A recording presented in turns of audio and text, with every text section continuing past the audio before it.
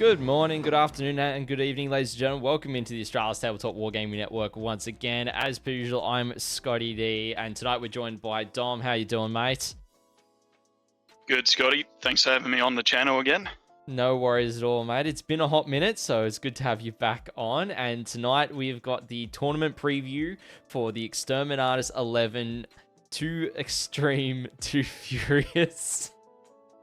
You guys and your names are absolutely hilarious. I don't have the actual banner image you guys have got for it up, but you guys basically took off Too Fast, Too Furious, like one of the like images for promotion, and put all your heads on all of them. So good. Try to have a bit of fun with each one. It's always good to see when you see it come up on like people like Auspex Tactics. You see all the normal BCP ones, and you got our stupid faces come up on there. Yep. So yeah, we're gonna be chatting about Exterminatus tonight. A whole bunch of stuff, the format, the charity efforts you guys have done, the meta, some of the lists, all that fun stuff as well. But I just want to welcome in everyone in chat. Thank you so much for everyone joining. It's great to have you all joining us live on our Twitch channel, or if you're watching this back on YouTube, we hope you do enjoy this tournament preview as well, as you do post these up a couple of days after we do them on our Twitch channel live, where you guys get to interact in chat. It's great to have everyone. We've got Almighty Billy Bob, Banemate, Beal, Darren, Glaves, Fullsack. You guys, love seeing you all. So, to start off with, for tonight, Dom, considering it's been a hot minute, we've got a couple of folks around who maybe don't know you. Do you want to give a bit of a brief introduction about yourself? It's a bit of background, how long you've been in the hobby, you know, what armies you play, all that kind of stuff.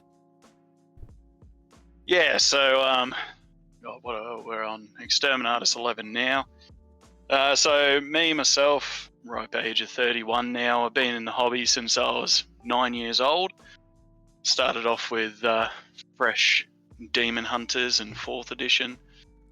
And God, especially in the last couple of years, I've been around pretty much every army. Demon Hunters still hold a special place though. Yeah. Give us some more Grey Knights models. But so when I was up in Townsville, I decided that I wanted, because Wagga Wagga in the Riverina around there, that's where I grew up. And, you know, Exterminatus just started as me wanting to run a tournament for the mates, get a bit of a feel there. So we started off with about 10 players, I think, for the first one. It's actually actually Exterminatus 12, because the first one was like 0. Yeah. And then, yeah, since then, it's just kept growing. People in the community really enjoyed it, started coming from further afield. And then we joined up on the ITC circuit, and I think it was 9, the last one you were at. We hit over 80 people mark. And now we're sitting comfortably between 60 and 80 players per event. So, nice. Yeah, no, it's been a really good journey. Yeah, awesome.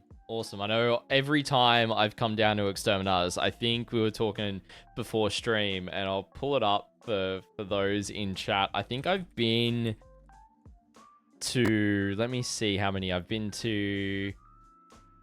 My first one was Exterminatus 4. That was the first one I was at. That was back in 2022. And I've been to so many. That was still at the Rules Club, wasn't it? Yes, it was. It was. But yeah, Exterminatus is such a great tournament. I've always loved being down there. It sucks that I wasn't able to make it last year. But keen to be back again this year. So with, you know, you shared a bit about the history of Exterminatus in terms of like where they started and everything. Do you want to elaborate a bit more? Like, what's the intended focus of the tournaments? And what core values do you guys have for your events as well? Because I know you guys also through the Exterminatus community run Capital Clash, and so it's going to be very similar across the two. But for those in chat who maybe didn't see our Capital Clash preview, this might be the first time they're hearing about it.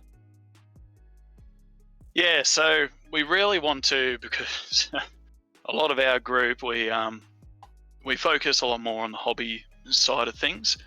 And we really just want to make it an environment for all gamers, every aspect of the hobby. Not saying any other tournament isn't, but we want to put a big focus also on the painting and also the army building side, and people just coming down and having a crack for the tournament. So I think we got about 4 or 5 new players for this one.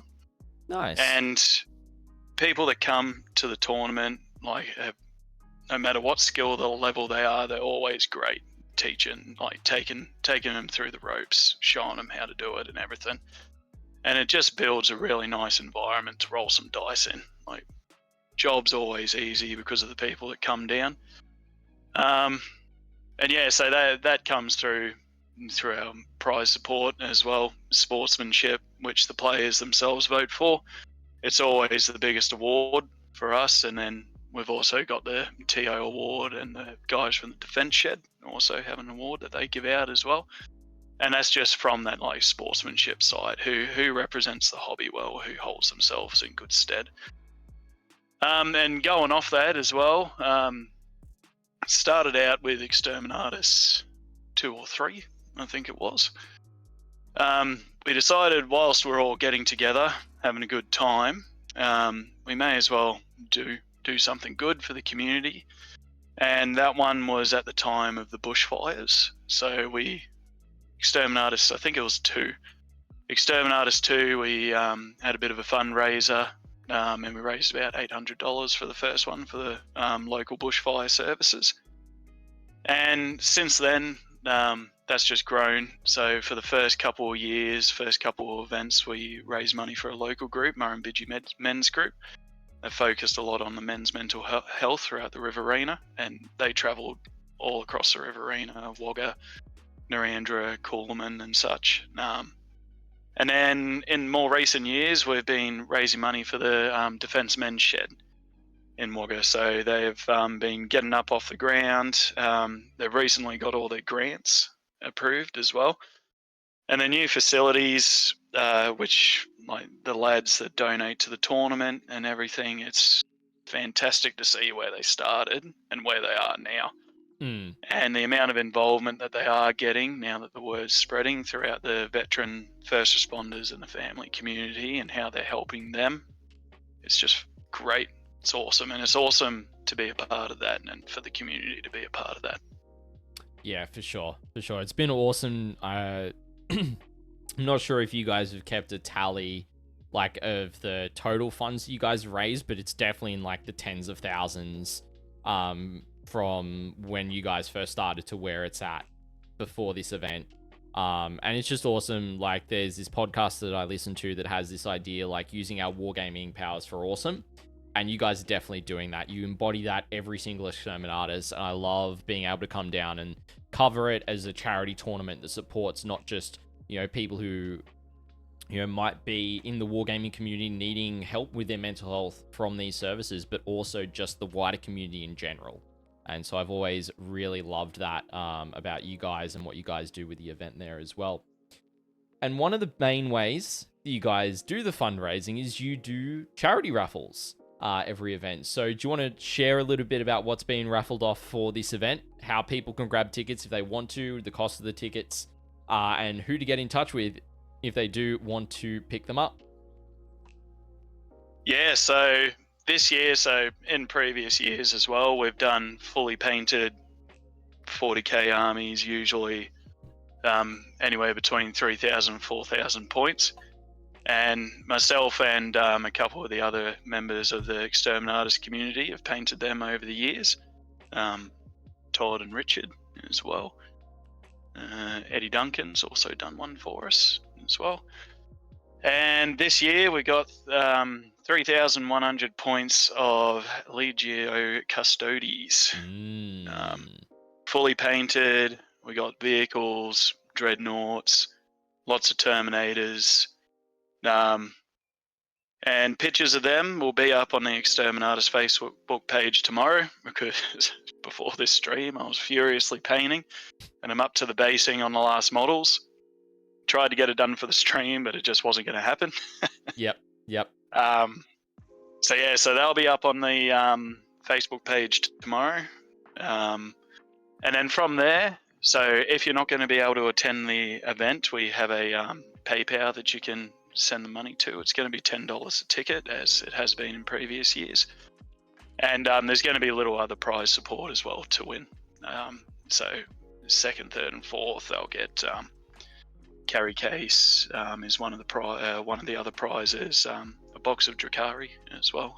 Nice. So there's other things to win besides the main show, which is custodians. So it's just $10 through the PayPal account. We'll have a QR code as well.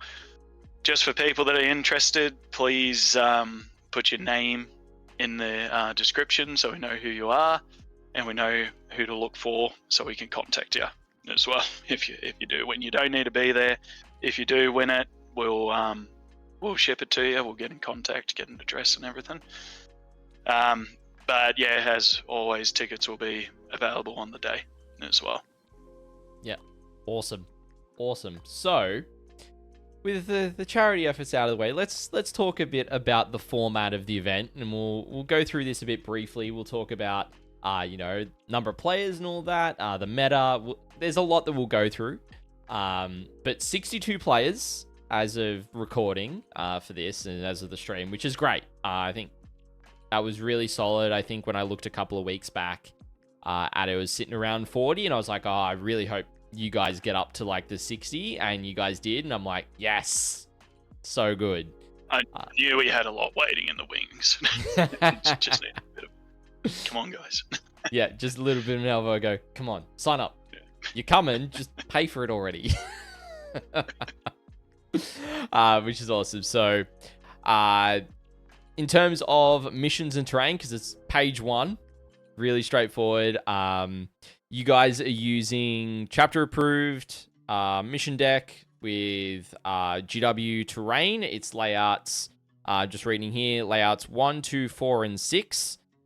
And the way that you're setting them up, if I remember, is they're just going to be preset. So table 1 might be table 1 will be table 1, table 2 will be table 2, table 3 will be 4, and table 4 will be 6. And it'll just go like that, is my understanding? Yeah. So I'll have it all set up on the day, beforehand, the Friday night before. And then, theoretically, players won't need to move it throughout the event, so that doesn't eat into their time as well. And we got that 3-hour time block as well, so just gives those players an extra, what's the usual now, 2.5, is it? 2:45. 2:45, so just a little bit, like 15 minutes, just a bit of extra time. Hopefully that will help people relax a bit. But I do encourage people to always check measurements and everything beforehand, because things do get moved throughout play. But yeah, we just wanted to spend a bit of time finding missions there that where it's the preferred layout for all of them. We got a good variety of layouts there and shouldn't need to move them throughout the event.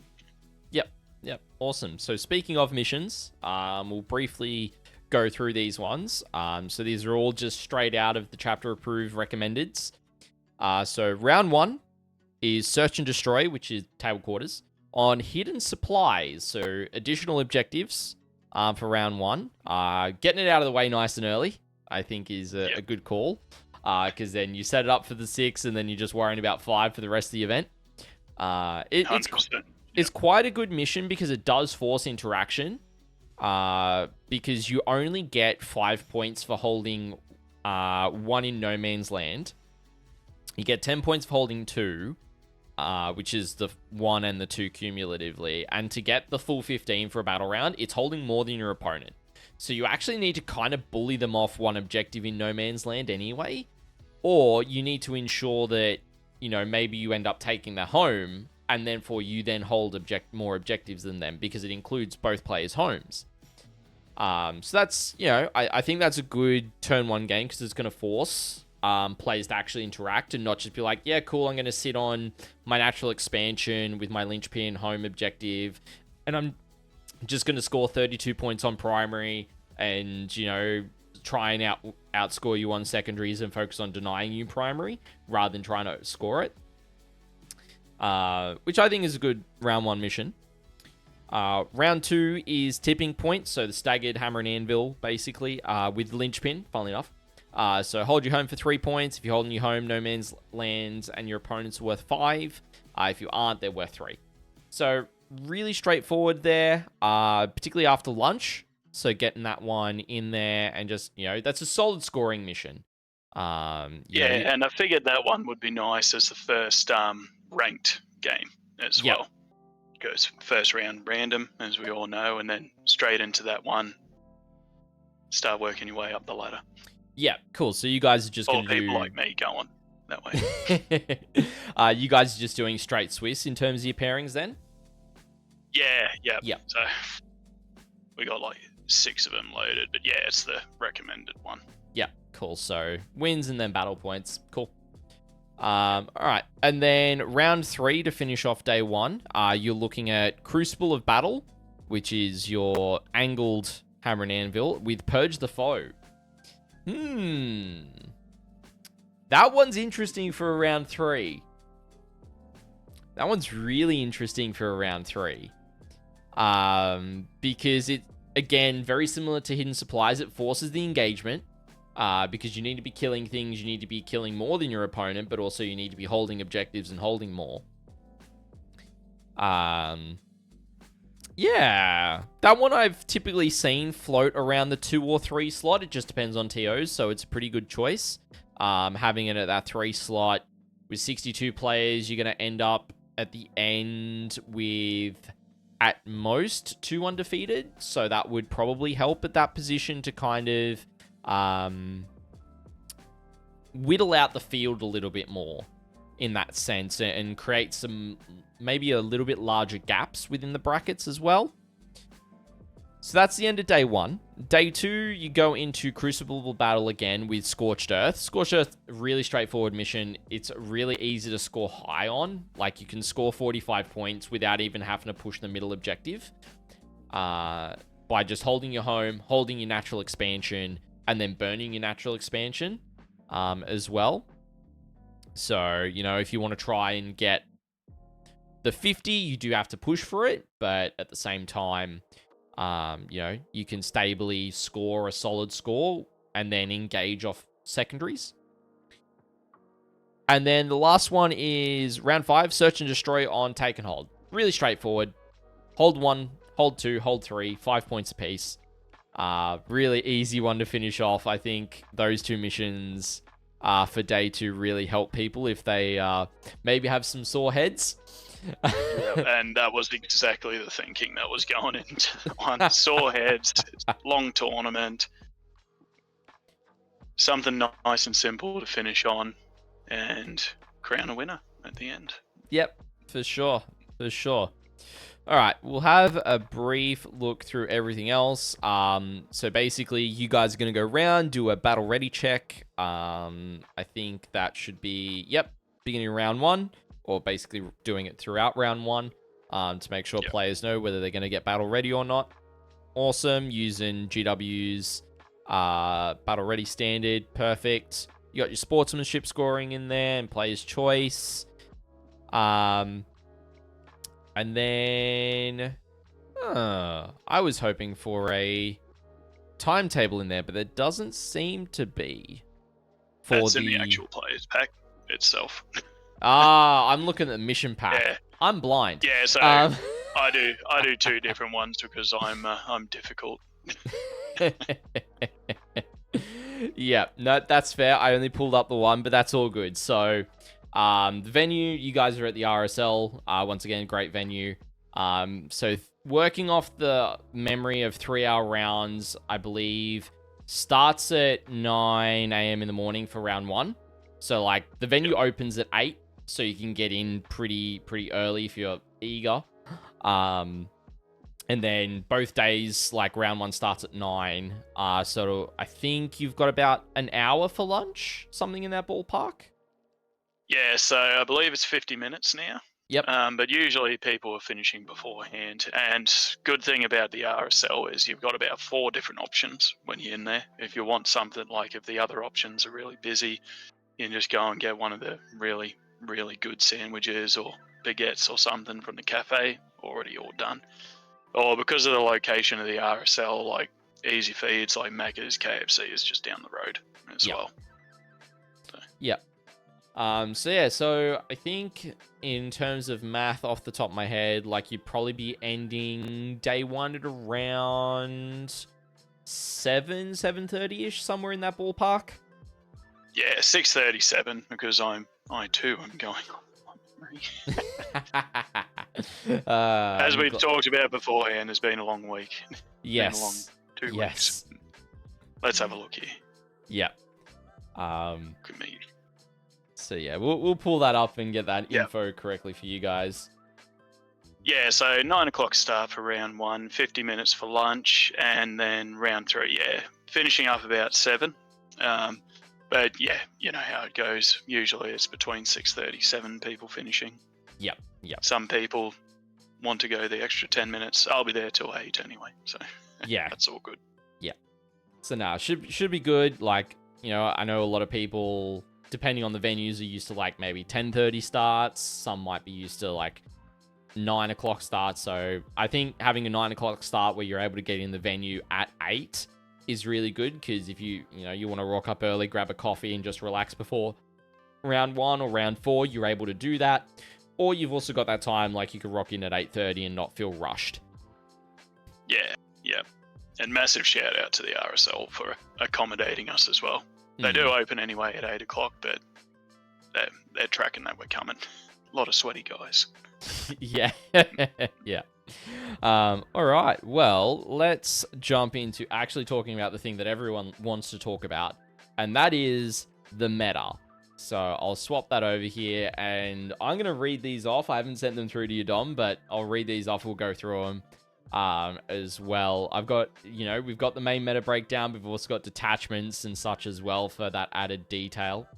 So starting off, we're going to look at the Space Marine Super Faction, where we've got 14 players for 22.6% of the attendance.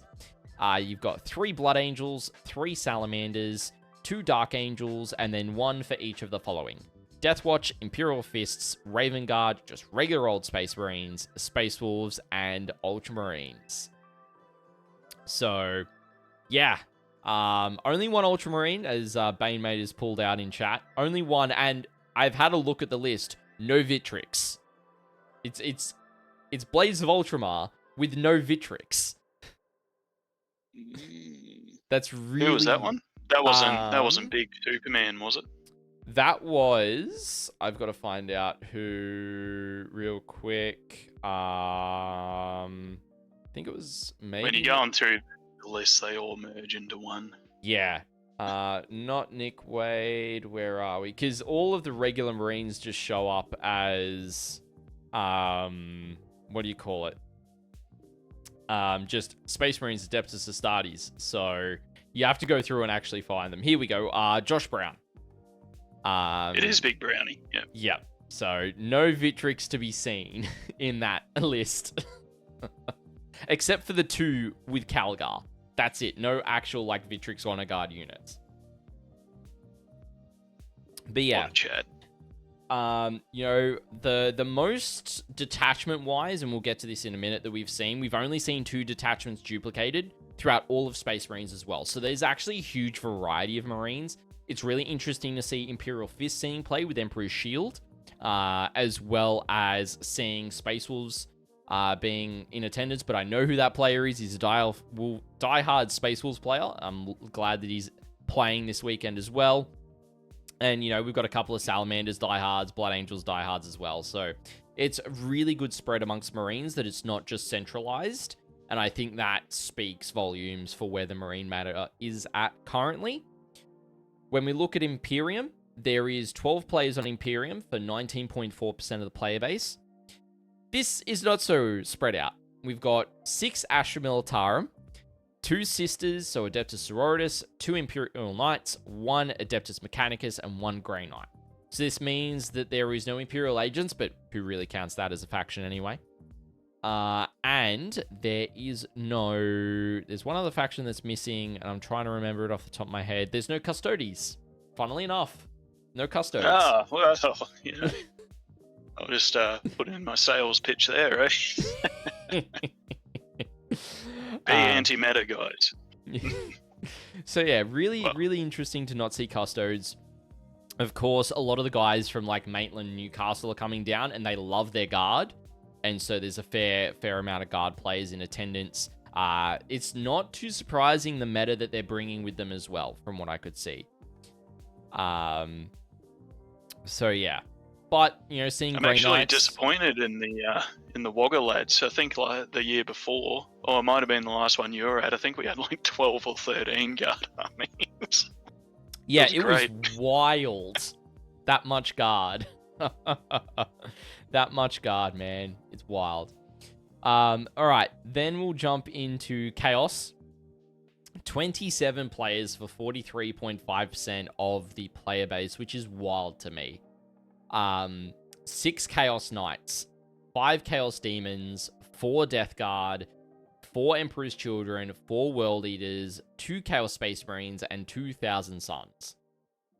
This is the highest I've seen percentage-wise of Chaos as of late. Up in the 40+% just themselves is wild. So We've always yeah. sort of done that though, haven't we? Been a bit odd. Yeah. I mean, when we look at it, you know, obviously across the entire event, when we look at Knights in general, there's 8 players playing Knights out of 62. So that's a decent representation of Knights in attendance. But there's also Knights allied into a lot of lists as well that I had a look at. So I was like, oh, okay. You might be playing against a faction who typically you don't expect to see a Knight. You'll see a Knight in that kind of list for both Chaos and Imperium, to bear that in mind. But, you know, seeing Demons so high, of course, the latest meta trick of just running all big chickens. Bloody KFC list. That frustrates me so. Being up there, but it's good to see 4 Death Guard, 4 Emperor's Children I was a little surprised by. 4 World Eaters, not so much. 2,000 Suns is probably on par with what I was anticipating, but only 2 Chaos Space Marines as well is a little interesting to me too. But yeah, overall, it's pretty big. Then we come to Eldari. None. There's just none. No Eldar, no Drakari, just nothing.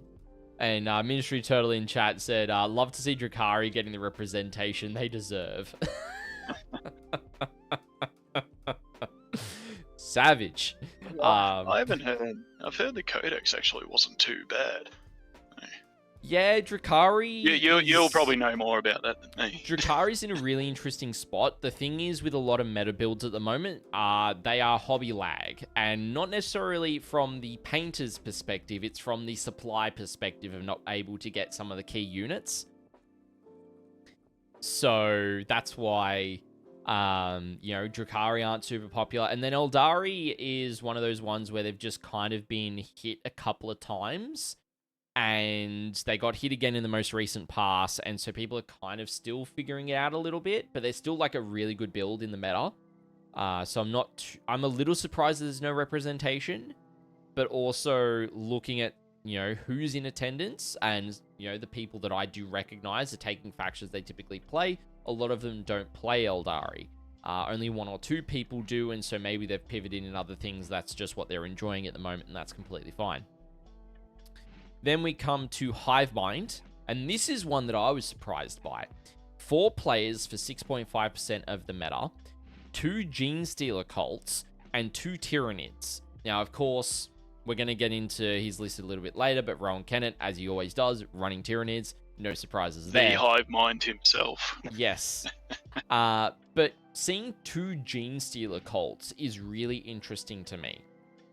We'll get into their detachments in a little bit, but I'm surprised to actually see them in attendance. Typically at this size of an event, you will maybe see 1, if at all any.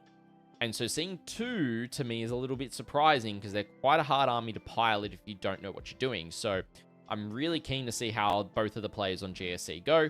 Of course, you've got some players on Tyranids. Tyranids always a favorite, and they always do quite well in general. And then for just general Xenos that doesn't fall into Eldari or Hivemind, you've got 5 players for 8.1% of the meta.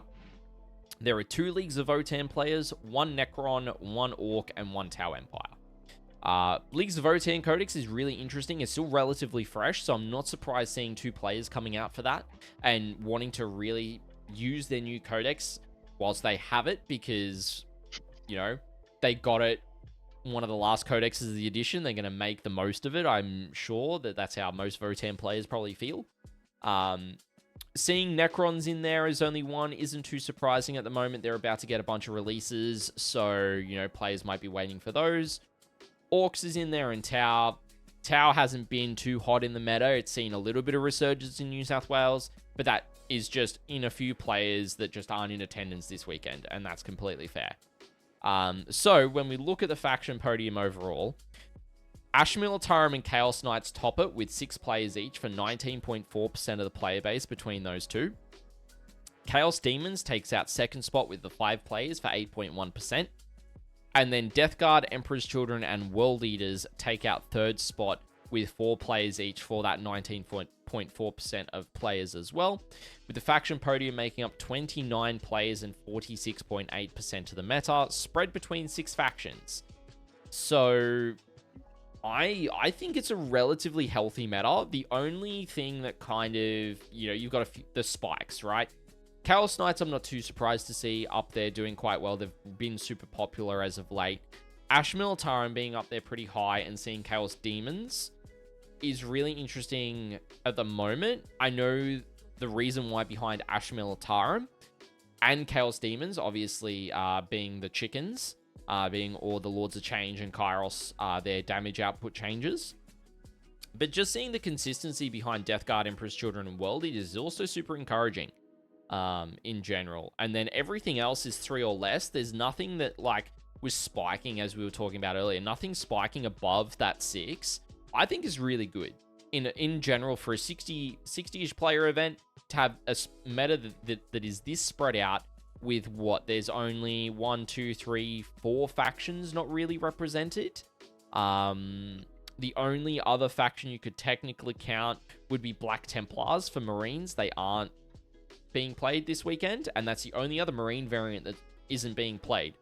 Basically, every Codex one is being played, and all of the supplements outside of Black Templars are being played as well. So it's really spread, which is awesome. What are your thoughts, Dom? Yeah, well, when we were doing the list vetting, I was going through seeing all the Chaos Demons lists. I'm like, I've missed something here. Like, what's going on? And then our resident Andrew, he filled me in this afternoon. I'm like, okay, because that one completely flew by me. But yeah, no, it's good to see. I like seeing so many Chaos armies. That's cool. Yeah. And a mixture of them as well. So 4 Emperor's Children. It's pretty cool. It is. And they're very different builds as well, from what I found when I was looking at them. And like I said before, always good to see a good representation of Guard as well. Yep. We just love our Guard down here. And yeah, so what are we missing? So we're missing both Eldar. Yep, both Eldar, Adeptus Custodes, and Imperial Agents.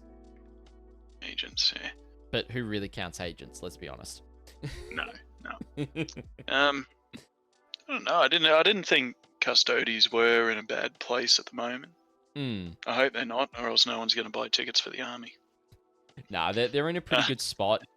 Typically, the Custodes builds at the moment, you're seeing a lot of like what's been dubbed guard spam, because the 5-man bricks of Custodian Guards are now 190 points for 5 of them, and you can take 6 of those for 1,140 points. There's 30 Custodian Guard. You throw in Wardens off the back. You can put on like 45, 50 plus Adeptus Custodes bodies in just infantry models on the table, and you just go, cool, try and get through all the T6, 4 wounds, 4 up invo, 2 up save shenanigans, and then 3 bricks with feel no pain, right? Beautiful. It's savage. So that's really where their meta's kind of shifted to. There's obviously a few lists like Talons of the Emperor that's kicking around as well. That's doing quite well, but I think Custodes are in a good spot. I just think with maybe the chickens around, it being the three damage now, maybe doesn't play too well into them. But that's still, I think the meta's still kind of figuring that out at the moment. Yeah. Okay. So yeah. But yeah, besides that, excited to see what happens. For sure. So, with the main meta gone through, let's have a look at the detachments taken. And we're going to start off with Space Marines and the Imperium. If my switcher decides to, hey, I'm going to work here. There we go. All right, so starting off, we're going to go through Space Marines, and then we're going to go through Imperium. We'll do them all together. So first up, we got Blood Angels. There is one of each of these detachments. One for Angelic Inheritors, Liberator Assault Group, and Rage Cursed Onslaught. That last one is the new detachment from Grotmus for them. And apparently it's really good. So yeah, that's interesting to see the spread, but I think it'll be good. Then we got Salamanders. We've got 2 players on Forge Father's Seekers, and then 1 player on traditional Firestorm Assault Force. So it's basically, Forge Father's Seekers is just the improved version for Firestorm. That's more Salamander focused than what Firestorm is. But, so it's going to be interesting to see how those Sally's players go. For Dark Angels, we've got 2 players on Wrath of the Rock.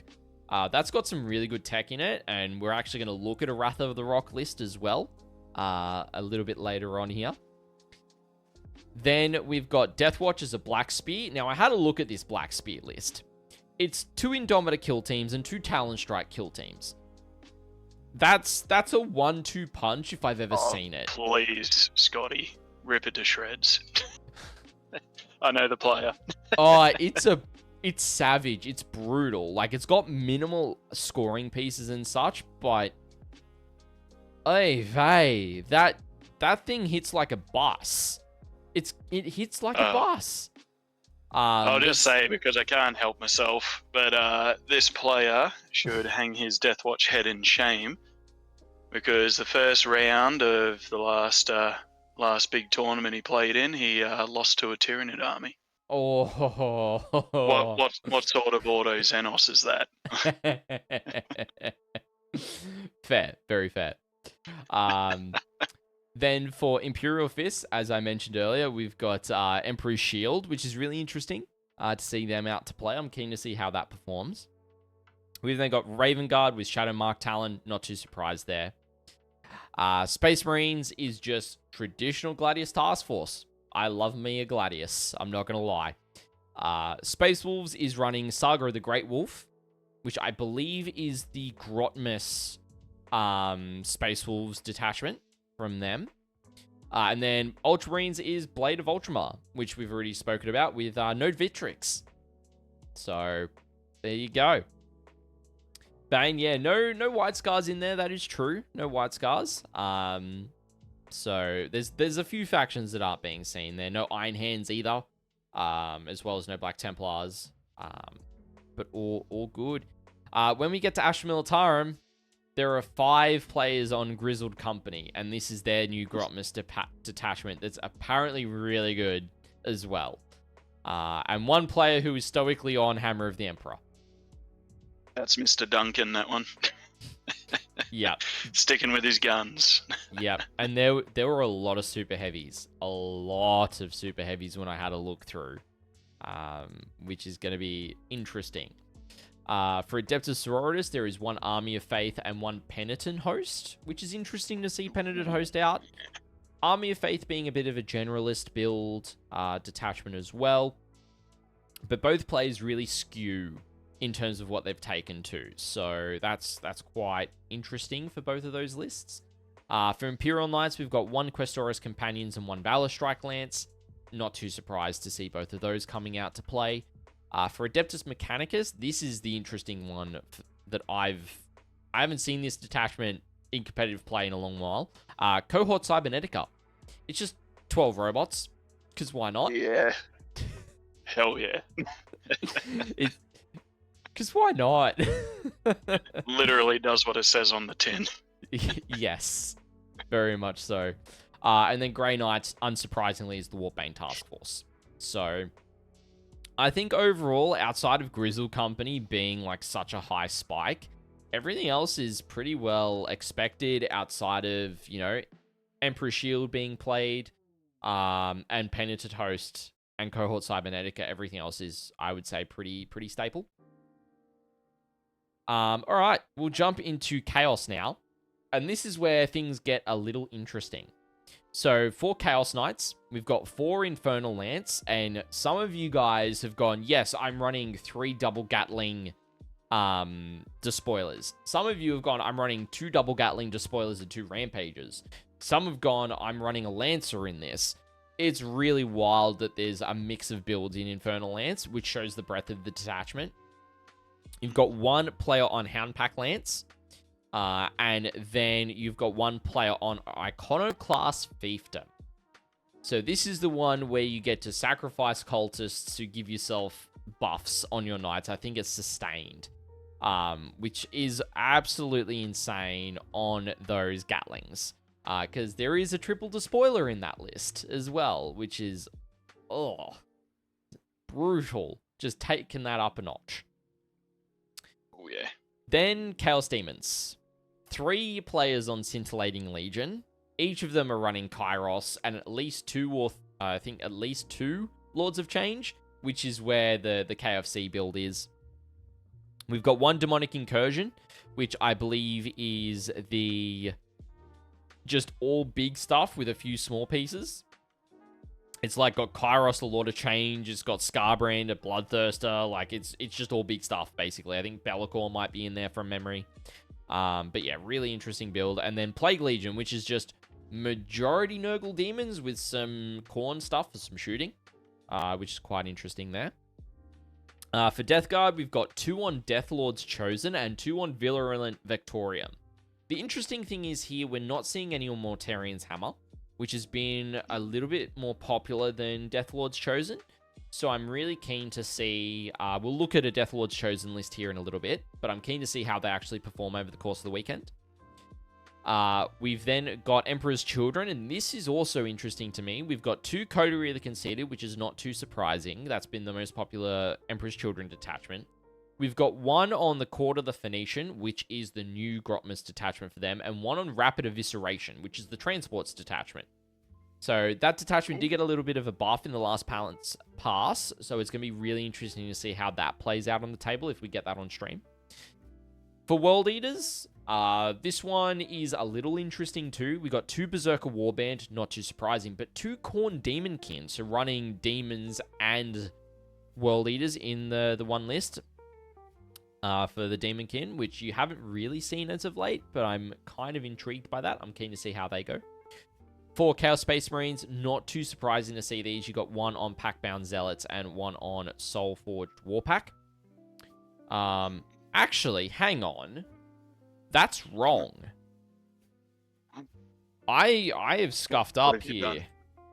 Chat. I'm going to let you guys know what those detachments actually are, because I'm pretty sure 1 is on Creations of Bile. Yeah, 1's on Creations of Bile and 1's on Veterans of the Long War. I just didn't change it on the thing, so that's my fault, chat. I'll get that updated for the ones that I post in the Discord, but yeah, 1 Veterans of the Long War and then 1 on Creations of Bile. So ignore what's on screen, basically. It's the right number, wrong detachments. So yeah, it's good to see those ones. They are probably some of the more popular ones, which is good to see. And then on Thousand Suns, you've got 2 Grand Coven. Not surprised to see those ones either. So overall, Chaos is pretty well spread. Some interesting takes in that, but outside of that, it's pretty straightforward, I would say, for where they're at in the meta. Most of it's pretty well sorted. Then we come to Hivemind and Xenos. So for Tyranids, we've got 1 on Invasion Fleet and 1 on Subterranean Assault, which is their new detachment from earlier in the year. Not too surprised by that one. And then for Gene Stealer Cults, we've got one on Final Day and one on Host of Ascension. So Final Day is really interesting because it brings in Tyranids into the Gene Stealer Cult army. So it's like a 50, it can be at most a 50-50 mix. I think the list is teetering towards like 60-40. So it's 60% GSC, 40% Tyranids. So yeah, I'd be surprised to see how that goes. From memory, it's got 2 of the hyper-adapted Raveners in there. So the newer Raveners, They're so good. Yeah. Like, they're so just good. really good into the big stuff. So it'll be interesting to see how those go. They're also in the Invasion Fleet and Subterranean Assault lists as well, but seeing them in Final Day is interesting. For Leagues of Votann, we've got one on Brandfast Oathband and one on Needguard Oathband. Not too surprised there. Those are the two that are typically being run nowadays. For the Necrons, it's on Star Shatter Arsenal, which is interesting to see. I would have maybe expected to see an Awakened Dynasty list, but Star Shatter is really interesting as well. The pilot's an interesting guy. That's our resident Englishman, that one, Mr. Fair Neil. enough. Fair enough. For Orcs is Dread Mob. So very, Orcs can be very wild in what they do anyway. So it's interesting how to look at the list. It was one we were potentially going to feature. It's basically, instead of doing all cans, it's doing Morkanauts and Gorkanauts. Yep. And then for the Tau, it's a Kroot hunting pack list, which is hell yeah, interesting to see that one around as well. So, and Dark Love Justice in chat, you're funny because there's no Eldar or Drakari lists in attendance. Very funny. They look pretty barren. Yes, they do, because there's no one playing them. Nice. But yeah, overall, like for the detachments for Hivemind and Xenos, like all of the regular Xenos ones outside of Necrons, not too surprising. I think Kroot do have some play in Tau, and it's good to see them. I know a lot of players at the moment are either going experimental or they're going into Montcar still. But yeah, seeing Tyranids floating around, Subterranean Assault, Invasion Fleet, they've got a few different tricks up their sleeve. Gene Stealer Cult, seeing Final Day play is a little interesting as well. Typically, you're seeing either Host of Ascension or the Xenos Creed congregation. But yeah, so that's basically where we're at for the detachments. So let's jump in to having a look at the tournament lists, if this will swap over here. And it will. So we're going to have a look at some of the lists now for you guys, ladies and gentlemen. And first up, we've got Azariah Arthur, who is running Death Guard, Death Lords, Chosen. I thought this list was really interesting, and you guys will get to see why in a minute. So he's got Typhus, Lord of Contagion with the Face of Death enhancement. I'm going to pull up Death Guard on here and have a little bit of a understanding of what this detachment does, as well as what the things do. So basically, the detachment rule for this one is during your command phase, roll 2d6 for each afflicted enemy unit. So basically within your contagion aura. Subtract 1 for the result if they are below half strength. If the result is 6 or less, they suffer D3 mortal wounds. So it's basically just going out and doing a bunch of mortals to units throughout the game. So this enhancement on the Lord of Contagion, Face of Death, if they're in engagement range with an enemy unit, they have to take a battle shock check. So that's interesting. You've got a Lord of Virulence, who is the Warprot Talisman Bearer, who is terminated model only once per battle. It's basically removing the unit placed in a strategic reserve, so it's basically like Veil of Darkness for that one. Then a second Lord of Virulence with Helm of the Fly King, which is the bearer's leading unit. They can't be targeted with ranged attacks unless they're within 18 inches, so 18-inch low knot, which is really interesting considering the units this player has taken. They've also got a Plague Caster in there, a Tallyman. Then for other units, you've got 3 units of 5 Plague Marines. Then this is what was interesting to me, chat. 2 units of 10 Blightlord Terminators. Profit. Absolutely profit. It's, oh, that's wild. Then 2 units of 3 Death Shroud and 10 Poxwalkers. So Poxwalkers obviously do the infiltration. The Death Shroud have the 6-inch deep strike. But I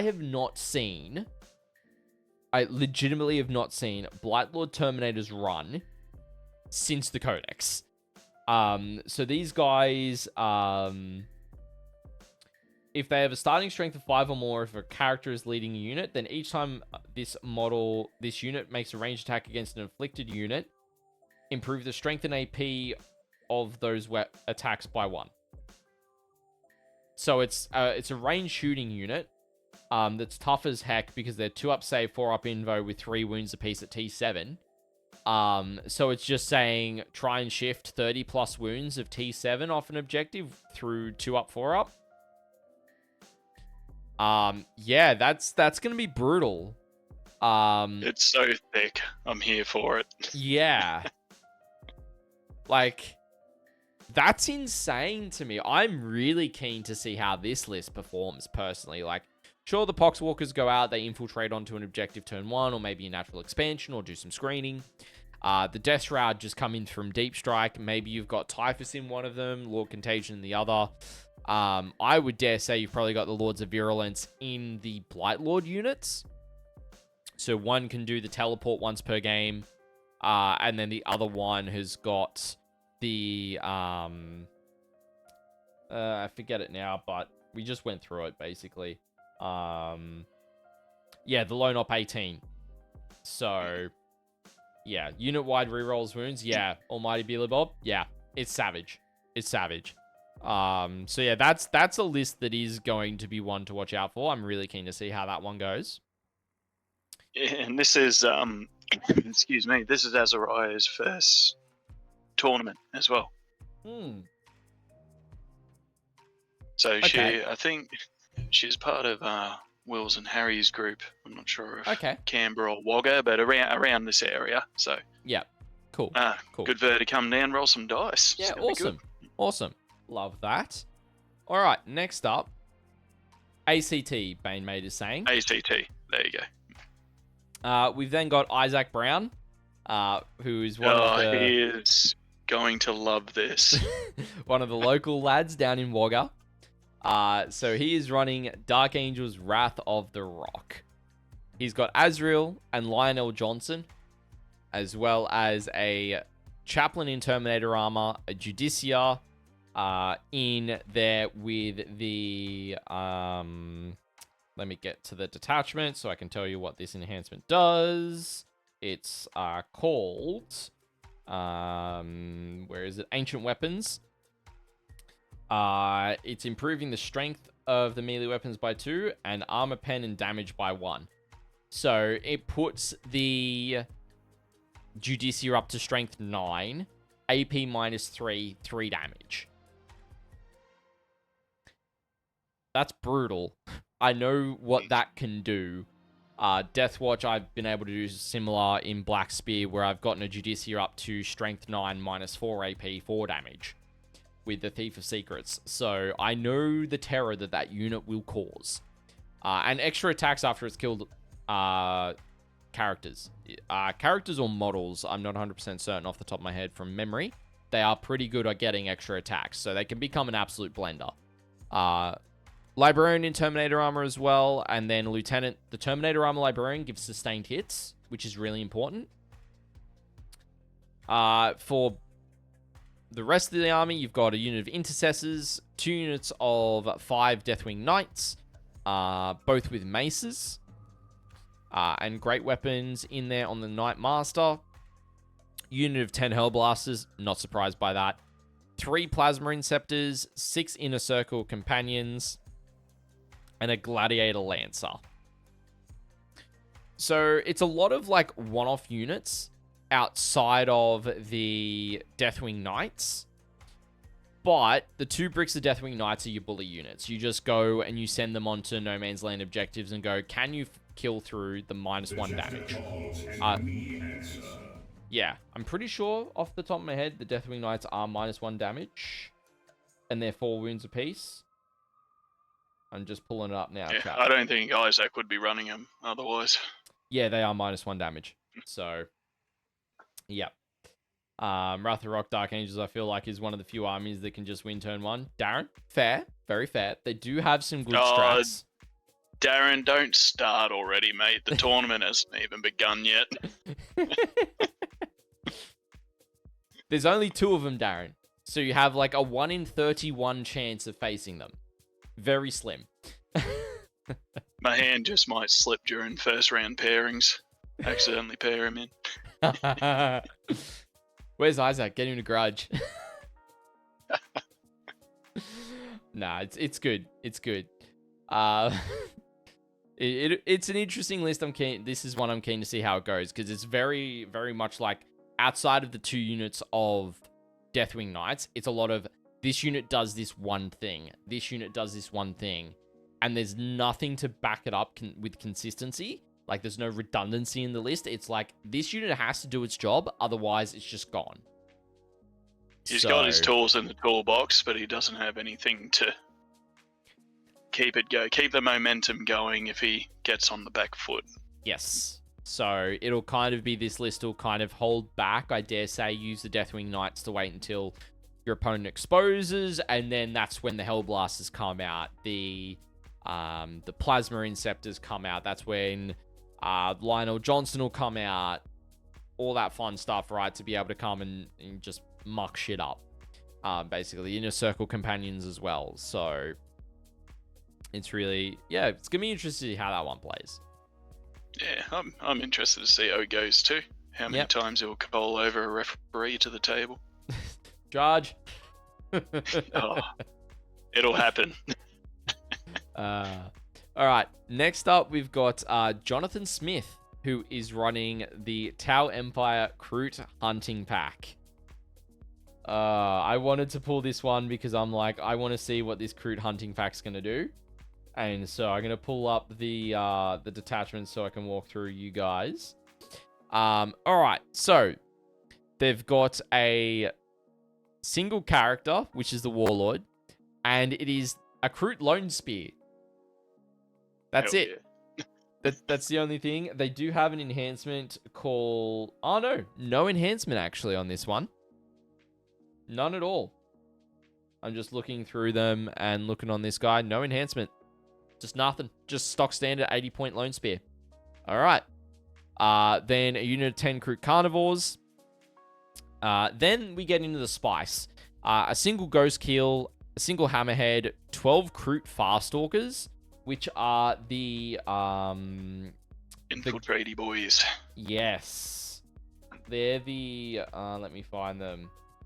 Yeah, the Infiltrate kill team, basically. So they're in there. Then you've got 3 units of 6 Kroot Rampages. Because who doesn't love to smash things? Then 3 units of 2 Krutox Riders. Then 3 Riptides, because why not? And then a unit of 5 Stealth Suits and a unit of 5 Vespid. That's it. That's the list. That's a lot of Kroot and a lot of good stuff in there too. So yeah. I really like it, eh? Like, I played a bit of Kroot Hunting Pack, but I relied a lot on my characters. Only seeing one there is interesting. Yeah. The Gorilla Chickens are awesome. Like, the Rampages, when they hit something, it rarely gets back up. Like, it's really good.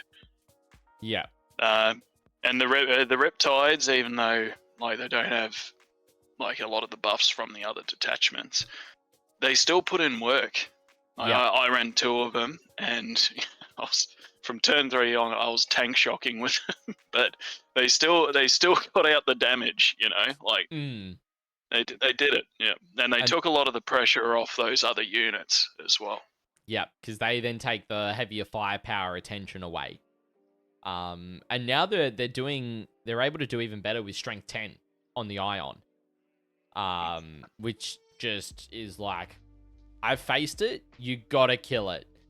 You gotta get in there, you gotta kill it. If you don't, it will just tear you to shreds. So yeah, this is a list I want to see go far, because then it'll be like, I'd love to see someone like Allspec Tactics or Tactical Tortoise or that go and look at this list and go, what the heck? Just having a short circuit, like what's going on in Wagga. Yes, what has happened at this event? So yeah. All right, our fourth list that we're going to look at is the man himself, Rowan Kennett. He's running Tyranids. I do love his list name, though. It is called Just a Small Town Bug Living in a Vitrix World. And the irony of there being no Vitrix as well. Oh, he's got no excuses, does he? Yeah. So he's running Tyranid Invasion Fleet. He's got Death Leaper, 2 units of the hyper-adapted Raveners that are really good. He's got Swarm Lord, a Winged Hive Tyrant with perfectly adapted in there. I should know what this one does off the top of my head. I do not. This codex has been out for like almost 3 years. Yeah, considering I play it as well, I should probably know it too. Where is it? It is once per turn, reroll a hit, wound, or damage roll. That's right. Or an advance, or a charge roll, or a saving throw. Nice. So free reroll, basically. Which is fine. And then another Winged Hive Tyrant. 2 units of 10 Hormagaunts. Then in other data sheets, the mandatory Biovore. A Lictor, 2 Maliceptors, a Neurolictor, a Psychophage, and 2 units of 5 Raveners for those hyper-adapted Raveners to join. Because who doesn't love dealing with a 10-man unit of Raveners? They're just, like we talked about before, they're just so good. Like, yeah, you position them right, and it's Rowan. He positions them right. Yes. He gets them where they need to be, and if they're on top of you, there's not really a lot of surviving what they can put out. Like, no. Really good unit. I mean, putting those two together, you're looking at 290 points in 2 units. So, but the good thing is that you declare that at the table whether they're going to join or not. So he could end up having just 4 Ravener units kicking around, 2 hyper adapteds and 2 regulars, or he can have the 2 10-man bricks, or he could have a 10-man and 2 5-mans. So there's a lot of versatility in that, which I think is really solid. So yeah, I would expect to see Rowan go far. He's won Exterminatus before as well, so it's good to see him back playing as well. And then last but not least, ladies and gentlemen, we're going to look at Will Bowering's Leagues of Votann Near Guard Oathband. And so I'm going to pull this detachment up for you guys so we can kind of get a bit of an idea about this one. And I like this one because it's got the new character in it. It's got Buri. It's got Buri in it, the Xenos hunting Votann. Oh, and Rowan hates that dude, I think. That's the Tyranid one, is it? That's a guy with the Tyranid chitin on the back. Oh, my hand just might slip on that matchup as well. So basically, every time an enemy unit is destroyed for this detachment, you gain a yield point. So that's really cool. You got Buri in there. You got the Memnir Strategist as well to give you the additional yield points. A unit of 10 Hearthkin Warriors. Then there's 2 units of Brockia Thunderkin, a unit of 6 with the Conversion Beamers, and a unit of 3 with Conversion Beamers, which is really interesting to see the Conversion Beamers. Traditionally, you've seen the Grav on these guys, so I'm keen to see how the Conversion Beamers go. You've got a unit of 2 of the Earth Shakers, so the Indirect, which I love seeing that now that they've got that option. 2 Hecaton Land Fortresses. They're out to play again. The required chunk. Yep. A single unit of 3 Pioneers. 2 units of 10 Jaegers. So a lot of infiltration and a lot of screening potential with those guys as well. They have also all got the Plasma Knives. And there's a way, I'm not sure if you can still do it in Votann, but there used to be a way you could get those things to AP -4. So they are brutal. They can be brutal. And then we see some of the new stuff as well. We've got 2 units of 6 Steel Jacks with the Heavy Vulcanite Disintegrators. which is really cool to see them. Which is, I'm keen to see how they go on the field. 2 capricious carriers, which is the transports for the Jaegers, which tells me the Jaegers are going to be splitting into 4 units of 5. And then 2 Sagitors in there. So that's a really spicy list. Yeah, Bane, 20 And activations. knowing Will, he'll have his plan laid out already. I'm a bit sad to not see him playing Grey Knights, but a couple of Exterminatuses ago, they did get touched up by a awesome 30 Terminator Chaos list. So I don't mind saying so. But Will's an excellent player. He knows his stuff, and he'll have a plan for it. I think he's really got the potential to go far, I think. Yeah. Yeah, it's definitely a solid list. Just from the surface level look, I didn't really dig too much into it, but it's got all the traditional pieces you'd see and a lot of the new stuff. So I was like, heck yes, I'm going to showcase this one to see the new stuff. But yeah, so him hearing this praise, we'll see how that goes, Bane. So, wrong button there, chat. So, Dom, if you were to pick a faction to win this weekend, what would it be?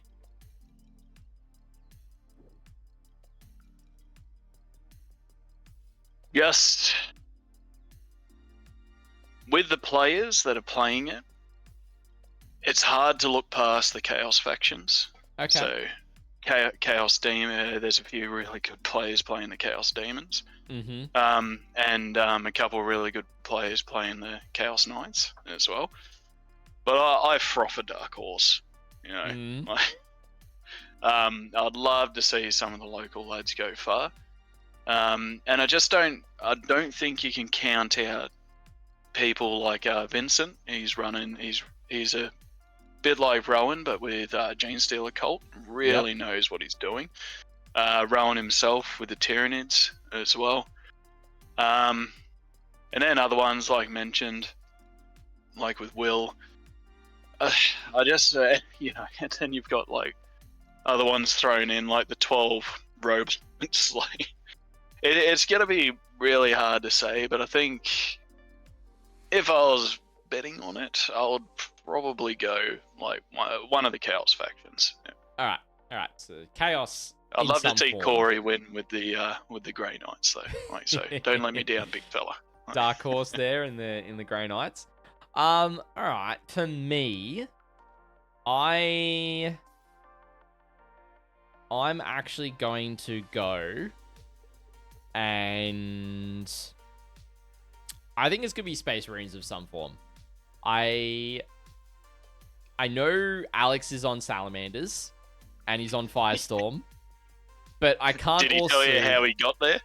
Oh, I know how he's running it. Spin he spun the wheel to pick a faction, and it landed on the Sallies twice. He said. So. This cheeky spinny wheel. And Watchmaster D, Deathwatch. I also can't not say Deathwatch, right? Because that list is savage with double Indomitar, double Talon Strike, with the extra pieces around it. That thing will just catch people off guard. 100%. There's a Deathwatch player that can't beat Tyranids. I just don't think he's going to go far. Watch him be on the top table at the end now. And $10 says it's in a Rowan on Tyranids.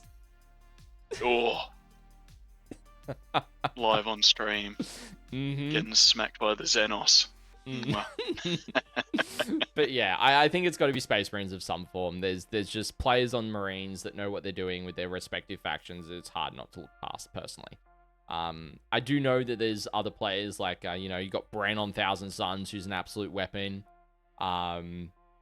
You've got Joe Loke, who's running Demons, who's a Chaos diehard, and he just is such a good player. You've got Alex Rigby, who's running Chaos Knights as well.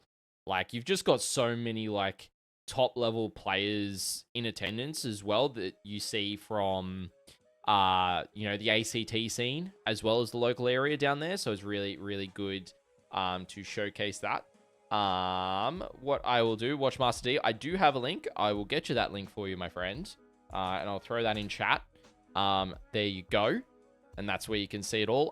Question for you, Dom. Are the lists live? No, so I'm going to be doing it straight after this. Perfect. So I wanted to save people having a look at the list until you get your preview in. Nice. So it's a nice surprise. Yeah, awesome. And then, awesome. yeah, so for you listening, the lists are going to go live after this. Yeah, for sure, for sure.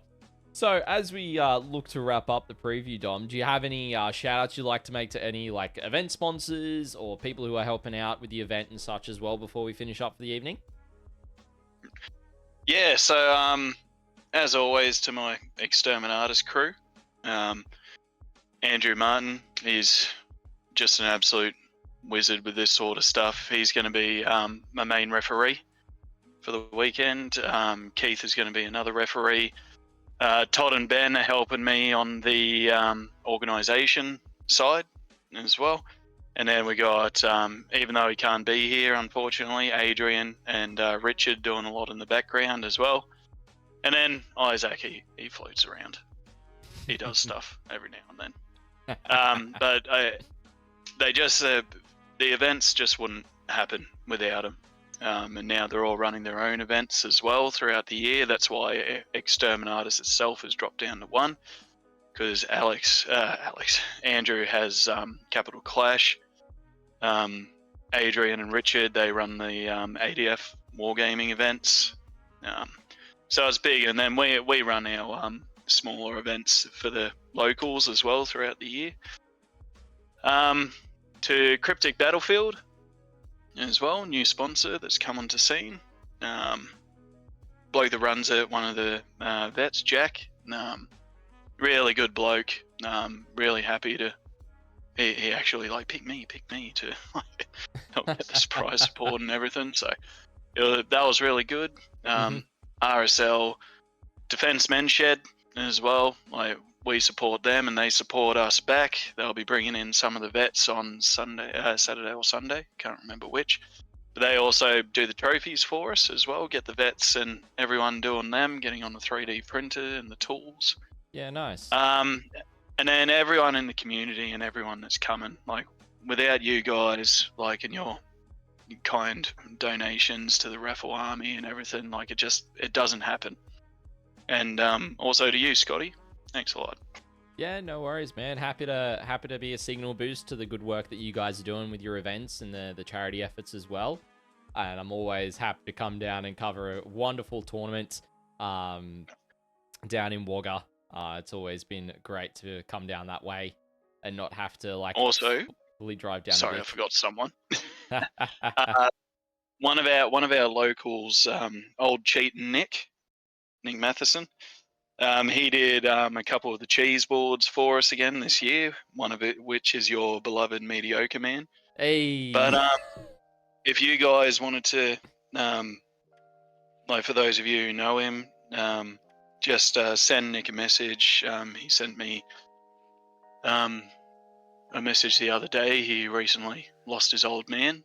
Okay? So maybe just send him a message, seeing how he's going, showing the community, get around him. That'll be good. Yeah, for sure. But yeah, so that's gonna wrap us up for the tournament preview. I want to thank everyone who has joined us in chat, whether you've jumped in towards the back end or if you have been here the entire time. Thank you so much for joining us. If you're looking for the tournament coverage this weekend, make sure you are gonna be over on our YouTube channel for this one. If I can actually get the entry into there. Full stack, we will see you soon, brother. But make sure you're subscribed over on the YouTube channel. We'll have both days live coverage from 8:45 a.m. Australian Eastern Daylight Savings Time from the Wagga Wagga RSL for the tournament. It's going to be great fun. I want to thank everyone who has dropped all the follows and that throughout stream. Apologies I haven't called you guys out, but thank you so much for doing so. Really appreciate that over here on the Twitch side. I'm really keen to see you guys either in person at the event. Make sure to come and say g'day. Or if you are watching, I'd love to see you guys in chat on the YouTube side as well. Dom, thank you so much for taking time out of your week to, sit down, have a chat with me, talk about the event, and go through all the fun stuff for it. I'm really looking forward to this weekend. Oh, these two of us. Thanks for having us again, Scotty. Always a pleasure. Yeah, no worries at all. Well, ladies and gentlemen, that is going to be it for us tonight. I hope you've enjoyed either this video, if you're watching back on YouTube, and enjoyed joining us for the stream as well in chat, ladies and gentlemen. I've been ScottyD here at the Australia's Tabletop Wargaming Network. It's great to have you joining us, and I hope to see you this weekend for the tournament coverage, or if you're playing at the tournament as well. Catch you then, team.